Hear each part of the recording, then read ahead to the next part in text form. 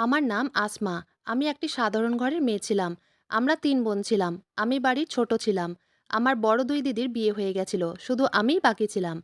আমার ১৮ বছর বয়স হতে না হতেই আমার বিয়ের জন্য তোড়জোড় শুরু করে দেয়। আমাদের বাড়ি থেকে কিছুটা দূরে গিয়ে আমার ছোট মাসির বাড়ি ছিল। মাঝে সাঝে আমরা মাসির বাড়িতে গিয়েই থাকতাম। যখন আমার দিদিরা শ্বশুরবাড়ি থেকে এই বাড়িতে আসতো, তখন আমরা সবাই একসঙ্গে মিলে মাসির বাড়িতে যেতাম।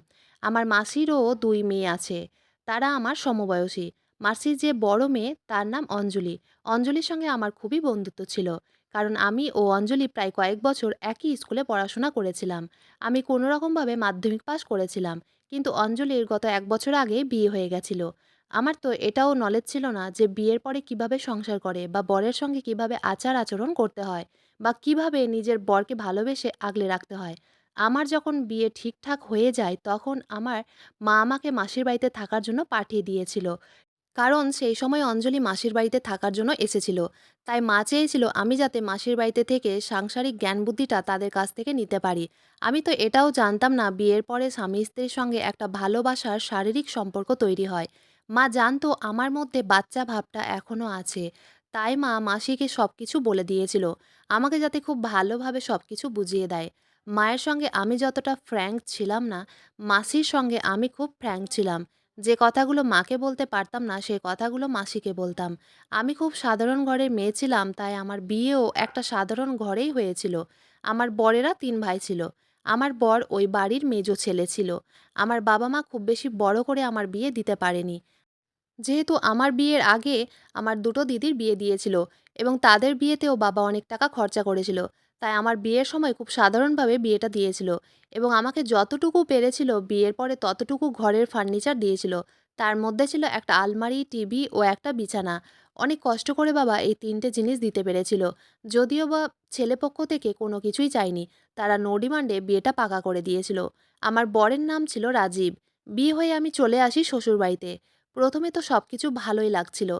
ধীরে ধীরে সবকিছু বুঝতে পারি এই বাড়ির মেম্বারেরা কে কতটা ভালো। আমার বয়স যেহেতু কম ছিল, তাই সংসার করার জন্য ১৮ বছর বয়স পরিপক্ত ছিল না। সংসার করার জন্য এই বয়সটা কমই বলা যায়। বিয়ের দিন রাতে মুখে ঘোমটা দিয়ে বিছানায় বসেছিলাম। ফুলশয্যার রাতে কি হয় সেই জিনিসগুলো অঞ্জলি ও মাসি সবকিছু বলে দিয়েছিল আমাকে। তাই কিছু না জানা ছিল না। তাই বরের অপেক্ষায় আমি দরজার দিকে নজর দিয়ে বসেছিলাম। কিছুক্ষণ পরে দেখি বর ঘরে ঢুকেছে। কিন্তু সে আমার দিকে একবারও তাকিয়ে দেখেনি। সাধারণত গ্রামে সবাই বলতো আমি দেখতে নাকি ভীষণ সুন্দরী। এই কারণের জন্যই আমার বাবা-মা আমার বিয়ে নাকি তাড়াতাড়ি দিয়েছিল। কারণ কিছু কিছু মানুষের নিয়ত তো বলা যায় না। কার কখন নিয়ত কার উপরে খারাপ হয়ে যায়। আমি ওটা নিজেই জানতাম যে আমি ভীষণ সুন্দর দেখতে ছিলাম। কিন্তু বাসর রাতে বর আমার সৌন্দর্যের তারিফ করা তো দূরের কথা, সে আমার দিকে ঘুরেও দেখেনি এবং বিছানায় এসে সে চুপচাপ শুয়ে পড়ে। আমি ভেবেছিলাম হয়তো অনেক বেশি ক্লান্ত আছে তাই সে শুয়ে পড়েছে। তারপর আমিও নিজের জামাটা চেঞ্জ করে একটা হালকা পাতলা জামা পরে শুয়ে পড়ি। সকালবেলা জলখাবার খাওয়ার পরে অঞ্জলি আমাকে ফোন করে এবং জিজ্ঞেস করে রাতের বেলা সব কিছু ঠিক ছিল কিনা। আমি তখন তাকে বলি রাতের বেলা কিছুই হয়নি। অঞ্জলি তখন আশ্চর্য হয়ে বলে, "কি রে, রাতের বেলা কিছুই হয়নি?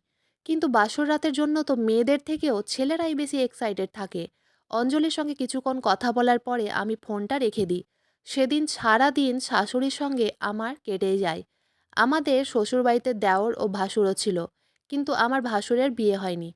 বিয়ের আগে শুনেছিলাম উনি নাকি আগে ভাইদের বিয়ে দিবেন, তারপরে নিজে বিয়ে করবেন। আমার শ্বশুর তো অনেক আগেই মারা গেছিল। প্রথম দিন তো সবাইকে দেখে খুব ভালোই লাগছিল, কিন্তু জানি না কেন আমার ভাসুর সবসময় গম্ভীর হয়ে থাকতেন।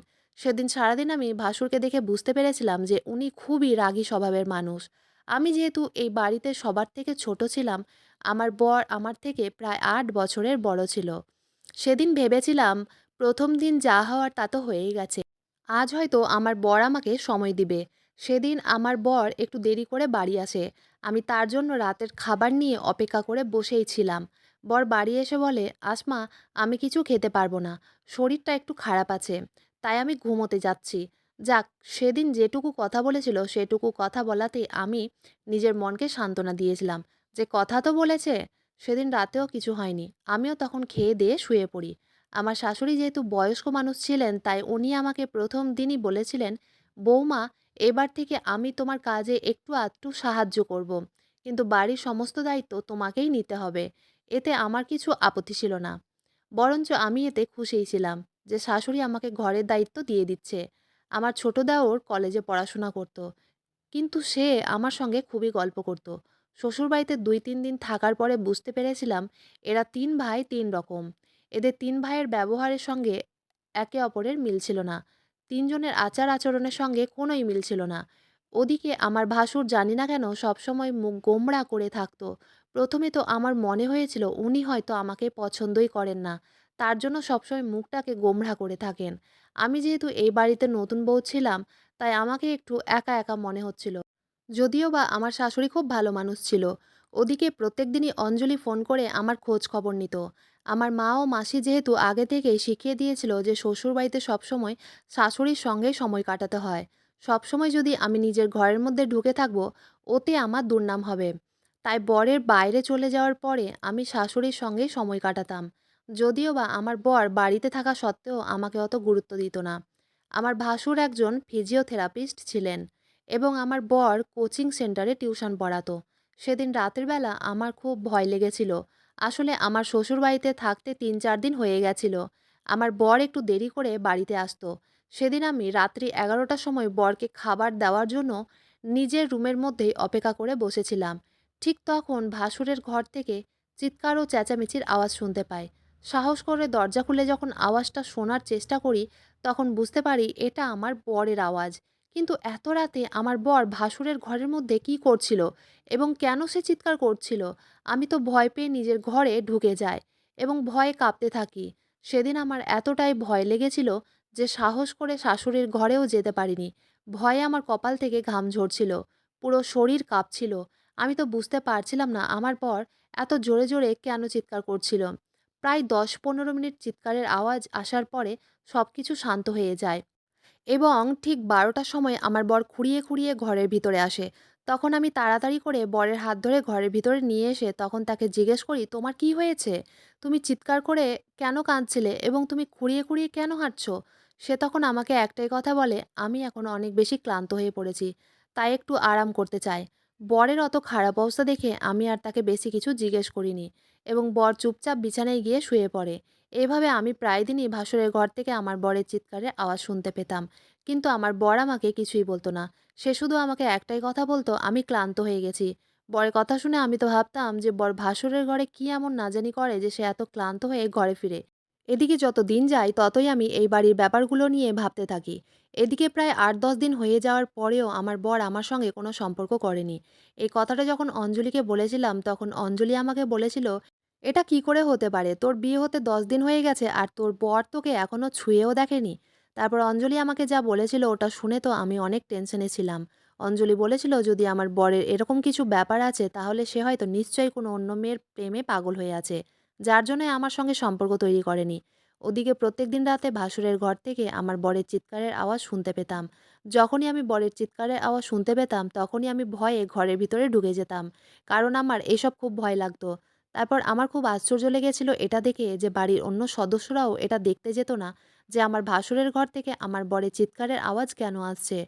আমার শাশুড়িও নিজের ঘরের ভিতরে ঢুকে থাকতো এবং আমার দেওরও নিজের ঘরেই থাকতো। কিন্তু আমি যেহেতু নতুন বউ ছিলাম তাই সাহস করে যেতে পারতাম না। সেদিন আমি মনে, মনে ভেবে নিয়েছিলাম শাশুড়ি মাকে জিজ্ঞেস করব আমার ভাসুরের ঘর থেকে আমার বরের চিৎকারের আওয়াজ কেন শুনতে পাওয়া যায়। ভাসুরের ঘর থেকে খুঁড়িয়ে, খুঁড়িয়ে কেন হাঁটে আমার বর।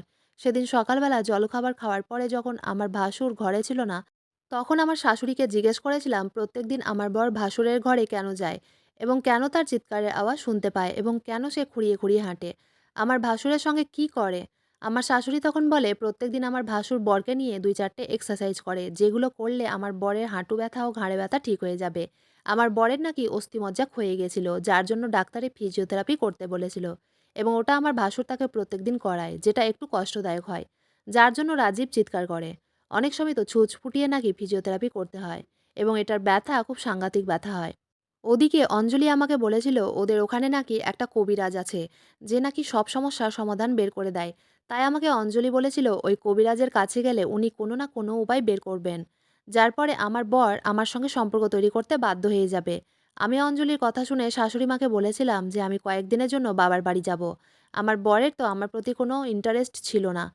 আমি এখানে থাকলেই বা কি, না থাকলেই বা কি? ওতে রাজীবের কোনো কিছু যায় আসতো না। তাই আমি শাশুড়ি মায়ের পারমিশন পেয়ে বাবার বাড়ি চলে আসি। বাবার বাড়িতে ২-৪ দিন থাকার পরে ছোট মাসির বাড়ি চলে যাই। ওখানে গিয়ে মাসি ও অঞ্জলির সঙ্গে কবিরাজের কাছে গেছিলাম। কবিরাজকে সব সত্যি কথা বলেছিলাম। আমার বর এখনও আমাকে ছুঁয়ে দেখেনি। অথচ আমাদের বিয়ে হতে ১০-১৫ দিন হয়ে গেছে। তখন কবিরাজ আমাকে একটা জড়িবুটি দেয় আর বলে, "এটা তোমার বরকে সন্ধ্যাবেলায় ও সকালবেলায় খাবারের সঙ্গে মিশিয়ে খেতে দিবে।" মাসির বাড়িতেও কিছুদিন থাকার পরে আমি আবার বাবার সঙ্গে শ্বশুরবাড়িতে চলে আসি। শ্বশুরবাড়িতে এসে আমি বরকে ওষুধগুলো দেওয়া শুরু করি। আমি যেহেতু বাড়ির সবাইকে খাবার খেতে দিতাম, তাই খুব সহজেই বরের খাবারে কবিরাজের দেওয়া ওষুধ মিশিয়ে খেতে দিতাম এবং বর সেটা জানতেও পারত না। কবিরাজের দেওয়া ওষুধ খাওয়ার ২ দিন পরেই হঠাৎ করে বর ঘরে এসে আমাকে জড়িয়ে ধরে। বিয়ের ২০-২৫ দিন পরে আজ প্রথম বর আমাকে জড়িয়ে ধরেছিল। ওটা দেখে আমি অনেক খুশি হয়েছিলাম। ভেবেছিলাম কবিরাজের দেওয়া ওষুধে কাজ করেছে এবং মনে মনে খুব খুশি হয়েছিলাম যে এবার আমার বর আমাকে অনেক ভালোবাসবে। সে আমাকে জড়িয়ে ধরে বলে, "আসমা, আজকে আমি অনেক খুশি আছি।" তখন বরকে জিজ্ঞেস করি, "তোমার খুশির কারণটা কি?" রাজি বলে, "আমার অন্য রাজ্যে চাকরি লেগেছে। তোমাকে নিয়ে আমি এখান থেকে চলে যাব। তাহলে তোমাকে আমি টাইম দিতে পারবো এবং প্রাইভেসি পাবো। বাড়িতে যেহেতু দাদা, ছোট ভাই ও মা থাকে, তাই আমি লজ্জায় তোমার সঙ্গে বেশি কথা বলতে পারি না। ওখানে তোমাকে নিয়ে চলে গেলে তোমার সঙ্গে টাইম কাটাতে পারবো।" আমি তখন বরকে জিজ্ঞেস করেছিলাম, "তাহলে তুমি এই কারণের জন্যই কি আমার সঙ্গে এখনো সম্পর্ক তৈরি করোনি?" বর বলেছিল, "হ্যাঁ, বাড়িতে সবাই থাকে, তাই তো আমি তোমার সঙ্গে টাইম কাটাতে পারি না। কারণ আমাদের রুমগুলো সব লাগালাগি। ওইজন্য আমি লজ্জায় তোমার সঙ্গে অত বেশি কথাও বলতে পারি না।" আমি তখন বরকে বলি, "আমি তো ভেবেছিলাম হয়তো তোমার কোনো অন্য কারণ আছে যার জন্য তুমি আমার কাছে আসো না।" বর তখন আমার হাত দুটো ধরে বিছানায় বসায় এবং বলে, "তুমি তো দেখতে অনেক সুন্দরী। তোমাকে দেখে যে কেউ পাগল হয়ে যাবে। তাহলে আমি তো তোমার বর। আমি এমনিতেই ১ম দিন দেখেই তোমাকে পাগল হয়ে গেছিলাম। আমি শুধু এই দিনের অপেক্ষায় ছিলাম যে কবে আমি বাইরে চাকরিটা পাবো এবং কবে তোমাকে এখান থেকে নিয়ে যাব।" বরের এত সুন্দর মিষ্টি, মিষ্টি কথায় আমি তো পুরো গলে মোম হয়ে গেছিলাম। খুশিতে আমার গাল দুটো লাল হয়ে গেছিল। বরের চাকরির খবর পেয়ে আমি অনেক খুশি ছিলাম। আমার বাবার বাড়িতেও সবাই খুব খুশি ছিল। কিন্তু আমার শ্বশুরবাড়িতে যখন আমার শাশুড়ি, দেওর ও ভাসুর এই কথাটা জানতে পারে যে বর বাইরে চাকরি পেয়েছে এবং আমরা দুজন ওইখানেই চলে যাব, তখন স্পষ্ট ভাষায় ভাসুর বারণ করে দিয়েছিল। বলেছিল, "বাইরে চাকরি করার কোনো দরকার নেই। এখান থেকে যা টাকা ইনকাম হচ্ছে ওতেই হবে।" এমনিতে ১ম থেকে আমার ভাসুর আমার বরের সঙ্গে খুব কড়া ব্যবহার করত এবং জানি না কেন উনি রাতের বেলা আমার বরের সঙ্গে কী এমন ফিজিওথেরাপি করতেন, যেটার জন্য আমার বর অনেক জোরে, জোরে চিৎকার ও কান্নাকাটি করত। আমার ভাসুর তো আমার বরকে সবসময় বকাবকি করত। ভাসুর যেহেতু এ বাড়ির বড়, তাই সবাই ভাসুরকে দেখে ভয় পেত। এমনকি আমার শাশুড়িও ভয়ে আমার ভাসুরের প্রত্যেকটা কথা মানত। ওদিকে আমি অঞ্জলিকে ফোন করে বলেছিলাম কবিরাজের দেওয়া জড়িবুটি খেয়ে আমার বর অনেক চেঞ্জ হয়ে গেছে। তখন অঞ্জলি বলেছিল, "আমি জানতাম ওই কবিরাজের ওষুধ খেলেই জামাইবাবু ঠিক হয়ে যাবে।" সেদিন সন্ধ্যাবেলায় আমার ভাসুর টেবিলে বসে একটা বই পড়ছিল। ঠিক সেই সময় বর বাড়িতে ঢুকে ভাসুরের সামনেই আমার হাত ধরে বলে, "আসমা, তোমার জন্য আজ আমি একটা জিনিস নিয়ে এসেছি।" আমি তখন বরের ভালোবাসা দেখে অনেক খুশি হয়েছিলাম। কিন্তু ভাসুর যেহেতু আমাদের সামনেই বসেছিলেন, তাই আমার খুব লজ্জাও লাগছিল। কিন্তু একটা জিনিস লক্ষ্য করেছিলাম, ভাসুর তখন বই পড়া বন্ধ করে আমার বরের দিকে হাঁ করে তাকিয়েছিলেন। মনে হচ্ছিল যেন উনি বিশ্বাস করতেই পারছেন না যে আমার বর আমাকে ভালোবাসছে। ১ম এ তো আমার মনে হয়েছিল আমার ভাসুর খুবই হিংসা করে আমার বরের উন্নতি দেখে। আমার মনে হয়েছিল উনি হয়তো চান না যে আমার বর আমাকে ভালোবাসুক। আরেকটা জিনিস লক্ষ্য করেছিলাম, যখন থেকে আমার ভাসুর বরকে বাইরের রাজ্যে চাকরি করতে যাওয়ার জন্য বারণ করেছিল, তখন থেকে আমার বর আমাকে একটু বেশি ভালোবাসা দিত। যদিও বা সে আমাকে মুখে ভালোবাসা দিত, কিন্তু এখনও সে আমার কাছে আসেনি। আমি তাকে কাছে আসার কথা বললে সে বলতো, "যেমন করেই হোক দাদাকে রাজি করাতে হবে। দাদা রাজি হয়ে গেলে আমি ওখানে গিয়ে তোমার সঙ্গে অনেক টাইম কাটাবো এবং আমরা ওখানে গিয়েই হানিমুন করব।" বরের মিষ্টি, মিষ্টি কথা শুনে তো আমি গলে মোম হয়ে যেতাম। সেদিন রাতের বেলা যখন আমার ভাসুরের ঘর থেকে আবার আমার বরের চিৎকারের আওয়াজ আসে, তখন আর সহ্য করতে না পেরে আমি দেখতে যাই যে আমার ভাসুর এমন কি করে আমার বরের সাথে যে সে এত জোরে, জোরে চিৎকার করে, করে কান্নাকাটি করে। যদিও বা ভাসুরের ঘরে জানালা দরজা সব লাগা ছিল। আমি জানতাম আমার দেওর ও শাশুড়ি তারা এই সময়ে নিজের ঘরেই ঢুকে থাকবে। তারা নিজের ঘর থেকে বেরোবে না। তাই আমি ভেবে নিয়েছিলাম আর যাই হোক না কেন আজ আমি দেখবই। তখন রাত ১১টা বাজে। আমার ভাসুরের ঘরের সামনে একটা লম্বা টুল রেখে দিয়ে ভেন্টিলেটরের দিকে উঁকি মেরে তাকাতেই আমার পুরো শরীর ভয়ে কেঁপে ওঠে। আমি দেখি আমার ভাসুর গরম শিক এনে আমার বরের কোমরে পিঠে ছ্যাঁকা লাগাচ্ছে। কখনো বা আমার বরের চুলের মুঠি ধরে বলছে যে, "তুই যদি না শুধরাস, এইভাবে প্রত্যেকদিন তোর উপরে টর্চার হবে।" ওটা দেখে আমি তো লম্বা টুল থেকে পড়তে, পড়তে নিজেকে বাঁচাই এবং সেখান থেকে পালিয়ে নিজের ঘরে চলে আসি। আর বরের কষ্ট দেখে ঘরে বসে কাঁদতে থাকি আর ভাবতে থাকি যে আমার ভাসুর কতটা নির্দয়, যে কিনা তার এত ইনোসেন্ট ভাইকে এইভাবে টর্চার করছে। আধা ঘন্টা পরে বর খোঁড়াতে খোঁড়াতে ঘরে আসে।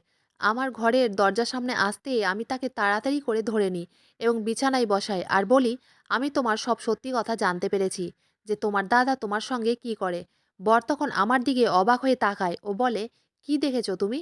আমি বলি, তোমার দাদা গরম শিক দিয়ে তোমার গায়ে ছ্যাঁকা দিচ্ছিল, ও তোমার চুলের মুঠি ধরে তোমাকে মারছিল। কেন তোমার দাদা তোমার উপরে এত খারাপভাবে অত্যাচার করে? আর তুমি সেই অত্যাচারগুলো কেন সহ্য করো? তুমি তোমার দাদাকে কিছু বলো না কেন? বর তখন আমাকে বলে, এইজন্যই তো আমি তোমাকে এখান থেকে নিয়ে যেতে চাইছি। আমার দাদা খুব হিংসা করে আমার উন্নতি দেখে। কিন্তু যেমন করে হোক না কেন আমাকে এখান থেকে বেরোতেই হবে। আমি তখন বরকে বলি, তোমার গায়ে আমি মলম লাগিয়ে দিচ্ছি। বর তখন বলে, না, না, না, তোমাকে কিছু করতে হবে না। আমি একটা ব্যথার ওষুধ খেয়ে নিব। তাহলে সবকিছু ঠিক হয়ে যাবে। ঠিক ওই মুহূর্তেই বর নিজের পকেট থেকে একটা প্লাস্টিক বের করে আমার হাতে দেয় এবং বলে, এটাতে তোমার জন্য একটা জিনিস নিয়ে এসেছি, খুলে দেখো। প্লাস্টিকটা খুলে দেখতেই সেটার মধ্যে দেখি চুড়ি ভরা আছে। তখন সে নিজের হাতে চুড়িটা পরিয়ে দেয়। তখন আমার বরের জন্য খুবই কষ্ট হচ্ছিল এবং তার ভালোবাসা পেয়ে মনে আনন্দ হচ্ছিল। আমি খুব খুশি হয়েছিলাম এবং মনে মনে ভাবছিলাম কবিরাজের ওষুধ খেয়ে অনেক ভালো কাজ করেছে, যার জন্য আমার বর আমাকে এত ভালোবাসছে। কিন্তু আমার সঙ্গে যে এত বড় বিপদ ঘটতে চলেছে সেটা আমি ভাবতেও পারিনি। চুড়িটা পরিয়ে দেওয়ার পরে বর আমাকে বলে, আসমা, আজ তোমাকে একটা কাজ করতে হবে। আমি তখন বলি, কি কাজ করতে হবে বলো? তোমার মতো বর পেয়ে আমি ধন্য, তাই তুমি যা বলবে আমি তোমার জন্য তাই করব। আমি তোমার জন্য সব করতে রাজি আছি। বর তখন বলে, কাল সকালে তোমাকে বাড়ির সবাইকে বলতে হবে যে তুমি আমার বাচ্চার মা হতে চলেছ। বরের কথা শুনে আমি আশ্চর্য হয়েছিলাম, কারণ সে তো এখনো আমাকে ছুঁয়েই দেখেনি, অথচ আমাকে মিথ্যা কথা বলতে বলছিল। আমাদের বিয়ে হতে ১.৫ মাস হয়ে গেছিল। বাড়িতে এই কথাটা কেউ জানতো না যে আমার বর আমাকে এখনো ছুঁয়েও দেখেনি। আমি তখন বরকে জিজ্ঞেস করি, কেন মিথ্যা কথা বলবো? বর তখন বলে, আমি তোমাকে এই বাড়ি থেকে নিয়ে গেলে তোমার সঙ্গে সম্পর্ক তৈরি করতে পারবো। তুমি যদি এই কথাটা বাড়িতে বলে দাও যে তুমি গর্ভবতী আছো, তাহলে সবাই এই চাকরির জন্য রাজি হয়ে যাবে এবং আমাদেরকে এখান থেকে যাওয়ার পারমিশন দিবে। বরের মিষ্টি মিষ্টি কথা শুনে বর যেটা বলে আমি সেটা করতে রাজি হয়ে যাই এবং পরের দিন সকালবেলা সবাই যখন একসঙ্গেই ছিল তখন আমি সবাইকে বলেছিলাম আমি মা হতে চলেছি। এটা কথা শুনে তো আমার ভাসুর চেয়ার থেকে উঠে দাঁড়িয়ে আমার দিকে আশ্চর্য হয়ে তাকিয়েছিল। আমার শাশুড়ি তখন কাছে এসে আমাকে জড়িয়ে ধরে বলে, বাহ, খুব ভালো, তুমি খুব ভালো একটা খবর দিয়েছো বৌমা। ওদিকে আমার দেওর আমাকে এমন একটা কথা বলে দেয় যে কথার মানে আমি তখন বুঝতে পারিনি, সেটা আমি বুঝতে পেরেছিলাম অনেক পরে। ঠিক সেই সময় বরের কথা মতো আমি ভাসুরকে বলি, রাজীব এখান থেকে যেতে চায় দাদা। দাদা ওকে চাকরিটা করতে দেন। আমিও তো ওর সঙ্গেই যাব। ওকে যেতে দেন। ওটা ওর স্বপ্ন। ভাসুরকে বলি যে সে আমাকে অনেক ভালোবাসে। আমিও রাজীবকে অনেক ভালোবাসি এবং আমি চাই রাজীবের স্বপ্ন যাতে পূরণ হোক। আমার কথা শুনে আমার শাশুড়ি ও ভাসুর এই চাকরির জন্য রাজি হয়েছিল এবং রাজীবকে ও আমাকে এখান থেকে যাওয়ার পারমিশন দিয়েছিল। এখান থেকে যাওয়ার পারমিশন পেয়ে রাজীব তো এত খুশি হয়েছিল যে বলার নেই। আমিও তখন চোখে অনেক স্বপ্ন নিয়ে বসেছিলাম যে ওখানে গেলে বর আমাকে সম্পূর্ণভাবে ভালোবাসবে। তার ঠিক ১ সপ্তাহের মধ্যেই আমরা শ্বশুরবাড়ি থেকে চলে যাই ওখানে। ওখানে গিয়ে আমরা একটা ফ্ল্যাটে ছিলাম। তারপর ফ্ল্যাটে যাওয়ার মাত্রই আমার বর আমাকে বলে, আসমা, তোমাকে একটা খুবই জরুরি কথা বলার ছিল। আমি তখন বলি, হ্যাঁ বলো।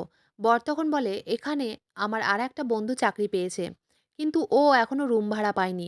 তাই ভাবছিলাম ওকে এখানেই ডেকে নিব। কিন্তু তুমি কি ভাববে তাই ভেবে আমি ওকে এখনো হ্যাঁ বলিনি। তুমি যদি বলো তাহলে আমি তাকে এই ফ্ল্যাটে ডেকে নিব। কিছুদিন পরে যখন ও ভাড়া পেয়ে যাবে তখন ও নিজের ফ্ল্যাটেই চলে যাবে। আমি তখন বরকে বলেছিলাম, এতে আমাকে জিজ্ঞেস করার কিছুই নেই। আমাদের এই ফ্ল্যাটটা তো অনেক বড়। ৩টে বেডরুম আছে। একটাতে আমি আর তুমি থাকবো। আর একটাতে তোমার বন্ধু থাকলেও আরেকটা রুম খালি থাকবে। তাই আমার কোনো আপত্তি নেই। তারপর সেদিন রাতের বেলায় আমার বর তার বন্ধুকে নিয়ে চলে আসে। তার বন্ধুকে পেয়ে তো আমার বর এত খুশি ছিল যে তার খুশির ঠিকানা ছিল না। এই ফ্ল্যাটে আসার পরে বরের চেহারার আসল খুশি আমি দেখতে পেয়েছিলাম। আমি তো চোখে স্বপ্ন নিয়ে বসেছিলাম যে আজ রাত আমাদের ফুলশয্যার রাত হবে। রাতের বেলা যখন আমার বর ও তার বন্ধু বাড়ি ফিরে আসে তখন রাতের খাওয়া দাওয়া সেরে আমরা নিজের ঘরে চলে আসি। ঘরে ঢুকতেই তো আমার চেহারার মধ্যে একটা আলাদা খুশি ছিল, কারণ জানতাম আজ আমাদের দুজনে মিলন হবে। ঠিক তখন আমার বর কাছে আসে এবং বলে, তোমার জন্য আজ আমি একটা তোমার পছন্দের খাবার নিয়ে এসেছি। সে তখন একটা বক্স থেকে সন্দেশ বের করে। সন্দেশ দেখে তো আমি অনেক খুশি হয়ে যাই, কারণ সন্দেশ আমার খুব পছন্দের মিষ্টি ছিল। সে নিজে হাতে আমাকে সন্দেশ খাইয়ে দেয়। সন্দেশ খাওয়া মাত্রই আমার মাথাটা অনেক বেশি ভারী হয়ে যায় এবং কখন যে আমি শুয়ে পড়ি নিজেও আমি বুঝতে পারিনি। সকালবেলা উঠে দেখি বরের স্নান করা হয়ে গেছে। সে তখন অফিস যাওয়ার জন্য রেডি হচ্ছে। আমি তাড়াতাড়ি ঘুম থেকে উঠে বলি, কাল রাতে আমি শুয়ে পড়েছিলাম। বর তখন হেসে আমার দিকে তাকিয়ে বলে, আমি তো তোমার জন্য সারা রাত জেগে বসেছিলাম, কিন্তু তুমি তো নাক ডেকে ঘুমোচ্ছিলে। তারপর তাড়াতাড়ি উঠে মন খারাপ করে বরের জন্য সকালে জলখাবারটা বানিয়ে দিই। তারপর আমার বর ও তার বন্ধু জলখাবার খেয়ে বেরিয়ে পড়ে। সেদিন রাতে যখন বর বাড়ি আসে তখন আমি ভেবে নিয়েছিলাম আজ যেমন করে হোক না কেন জেগে থাকবো, ঘুমাবো না। কিন্তু আজকে রাতেও বর আমার জন্য সন্দেশ নিয়ে এসেছিল এবং নিজে হাতে সে সন্দেশ খাইয়ে দিয়েছিল। সন্দেশ খাওয়া মাত্রই আমি ঘুমিয়ে পড়েছিলাম। এইভাবে বেশ কিছুদিন কেটে যায়। আর প্রত্যেক দিনই বর আমার জন্য সন্দেশ নিয়ে আসে এবং রাতের বেলা নিজের হাতে আমাকে সন্দেশ খাইয়ে দেয়। ৬-৭ দিন কেটে যাওয়ার পরে আমি বুঝতে পারি এই সন্দেশের মধ্যেই কিছু গন্ডগোল আছে, যেটা খেয়ে আমি গভীরভাবে ঘুমিয়ে যাই। সেদিন রাতের বেলা প্রত্যেক দিনের মতোই বর যখন আমাকে সন্দেশ খাওয়ায় তখন আমি সন্দেশটা মুখে নিয়ে বলি বাথরুমে যাব। সন্দেশটা মুখে নিয়ে আমি বাথরুমে চলে যাই। বাথরুমে গিয়ে আমি বেসিনের মধ্যে চুপচাপ সন্দেশটাকে মুখ থেকে বের করে ফেলে দিই এবং কুলকুচি করে বাইরে বেরিয়ে আসি। বর ভেবেছিল আমি সন্দেশটা খেয়ে নিয়েছি। বাইরে এসে আমি বিছানায় শুয়ে থাকার ভান করি। বর তখন গায়ে হাত দিয়ে আমাকে চেক করে যে আমি শুয়েছি কিনা। আমি যখন কোনো সাড়া শব্দ করিনি তখন সে বুঝতে পেরেছিল আমি শুয়ে পড়েছি।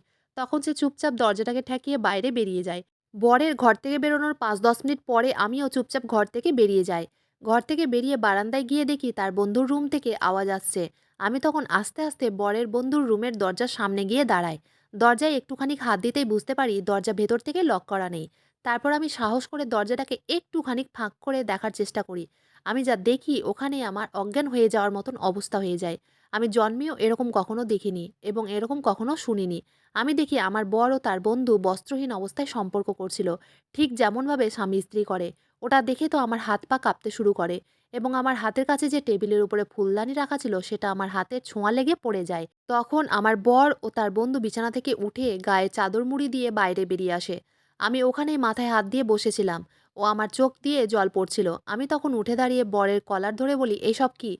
সে তখন লজ্জা পেয়ে আমাকে বলে, "আমি ছেলেদেরকেই ভালোবাসি। মেয়েদের প্রতি আমার কোনো অ্যাট্রাকশন নেই। এটা আমার বয়ফ্রেন্ড। আমি একে ভালোবাসি এবং ও আমাকে ভালোবাসে। আমরা ২ জন একে অপরকে ছাড়া থাকতে পারব না।